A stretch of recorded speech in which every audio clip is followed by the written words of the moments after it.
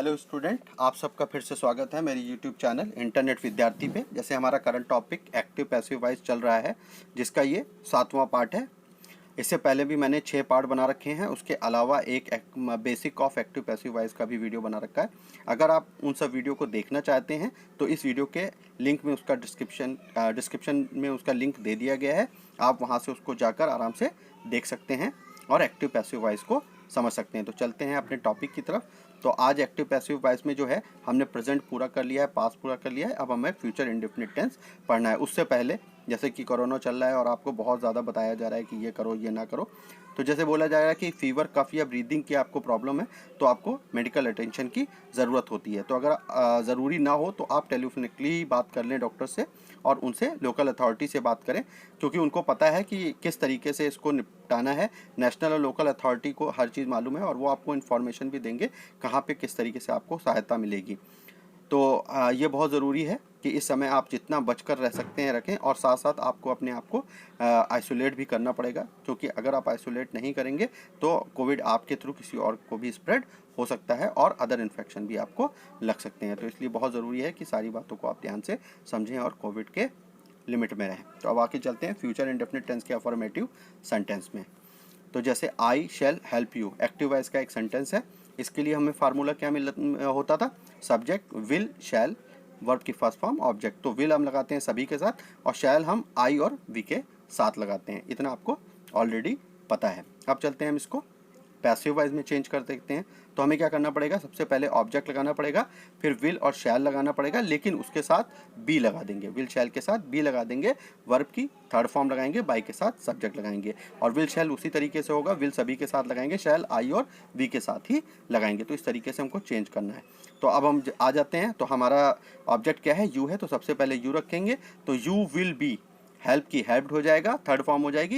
You will be helped by me, I का me हो जाएगा। तो you will be helped by me. इस तरीके से आप एक्टिव से पैसिव में अफर्मेटिव सेंटेंस को चेंज कर सकते हैं। अब चलते हैं फ्यूचर इंडेफिनिट टेंस के निगेटिव सेंटेंस की तरफ। तो हम सेंटेंस फिर से लेते हैं। आई शैल नेवर हेल्प यू।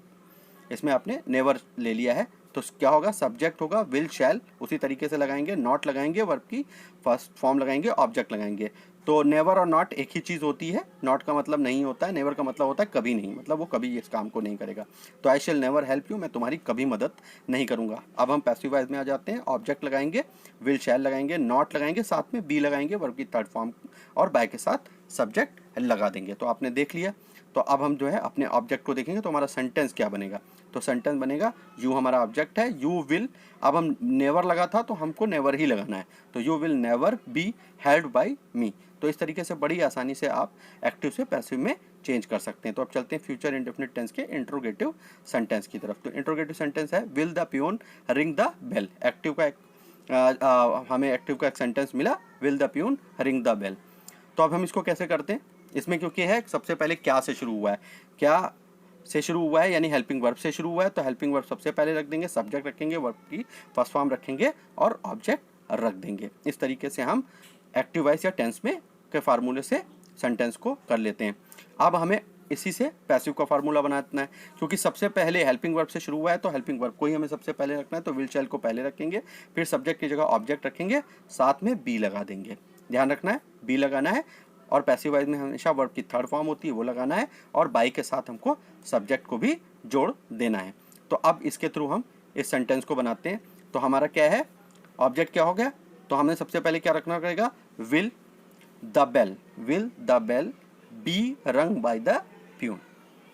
तो इस तरीके से हम पैसिव वॉइस में चेंज कर लेंगे। अब हम चलते हैं फ्यूचर इंडेफिनिट टेंस के इंट्रोगेटिव निगेटिव सेंटेंस की तरफ। अब देखते हैं, will the peon not ring the bell. अब क्या हो गया? Will the peon not ring the bell. ये एक्टिव का एक सेंटेंस है, आपको पता है विल से शुरू हुआ है तो विल शैल सबसे पहले लगाते हैं, सब्जेक्ट लगाते हैं, नॉट लगाते हैं, वर्ब की फर्स्ट फॉर्म, ऑब्जेक्ट लगा देते हैं। ये फार्मूला हमको रख चुका है। टेंस में हमें ऑलरेडी ये सब पढ़ चुके हैं। अब हम इसको पैसिव वॉइस में चेंज करते हैं।